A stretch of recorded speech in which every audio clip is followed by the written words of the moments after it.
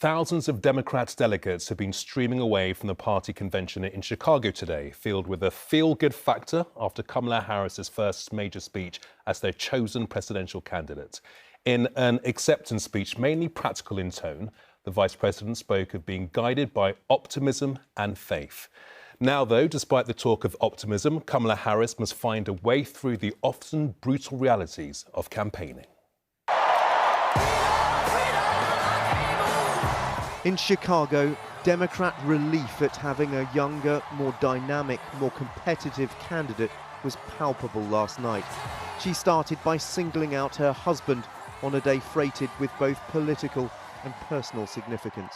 And happy anniversary, Dougie. I love you so very much. With her nieces willing her on, this was her moment. On behalf of everyone whose story could only be written in the greatest nation on earth, I accept your nomination to be President of the United States of America. She wasted no time setting out the stakes of this election. In many ways, Donald Trump is an unserious man. But the consequences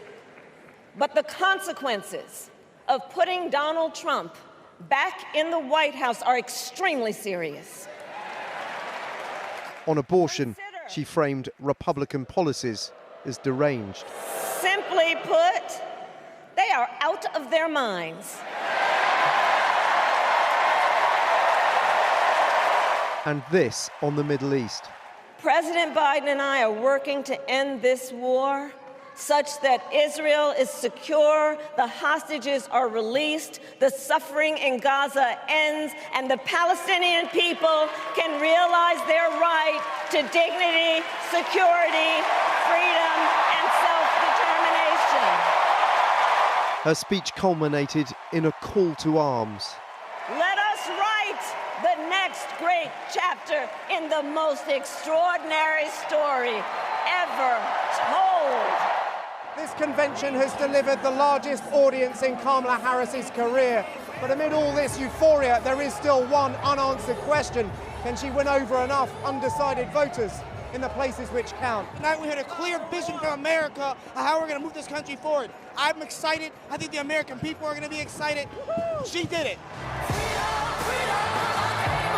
One of the most vocal critics of the Biden-Harris Middle East policy seemed encouraged by her words on Gaza. The fact that she acknowledged, it seems like we could probably work with her on that. Is there a danger the party is getting carried away here? She is neck and neck in the polls. Well, it's re-energized people. There's a lot of hope and there's a lot of promise. You never thought you'd see me here, did you? The rebranding of Harris has been remarkable, recasting her as a change agent, even attracting some Republicans to the stage. If you would have 3 years ago told me I'd be here, I'd think you were smoking something. I wouldn't believe you. Now it feels right because, I mean, what I've noticed in the last few years is there's one party that's supporting democracy. And to me, like, democracy is the most important thing on the ballot. Tonight, there was a party spoiler from Robert Kennedy Jr., who stopped his third-party campaign and endorsed Donald Trump, a breathtaking moment for a member of one of the most storied Democrat families in America. It's with a sense of victory and not defeat that I'm suspending my campaign activities. It may harm Kamala Harris's polling numbers, but as she left Chicago tonight, her message remained resolute. We are going to win, they both said, but that's far from certain. Right now, this election is still on a knife edge. Dan Rivers, News at 10, Chicago. Well, despite her momentum going into the final stretch of the campaign, Kamala Harris will have a tough job persuading the electorate that she, and not Donald Trump, is the right choice for the White House.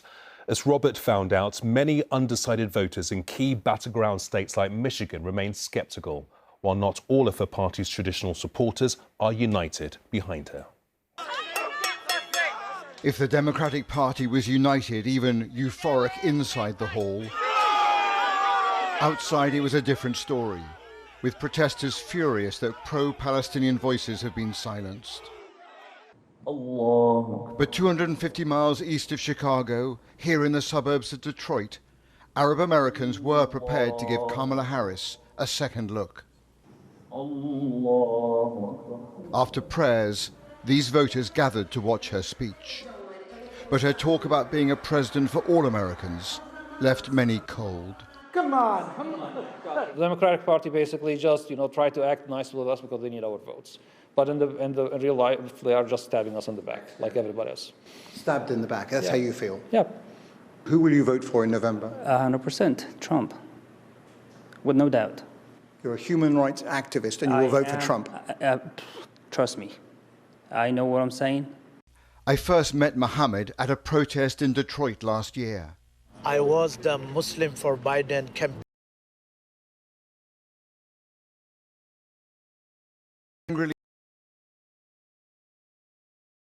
With Harris as the Your enemy, a known enemy, is better than unknown friend.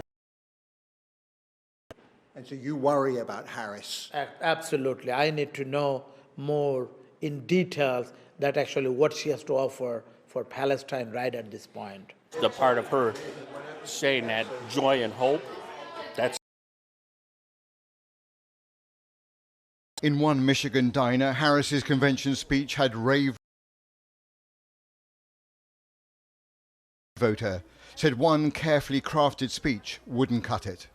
When she starts getting interviewed and she's speaking on her own without something written for her, then I'll see what her true intentions are. Because when she's on the spot, she messes up and she fumbles around.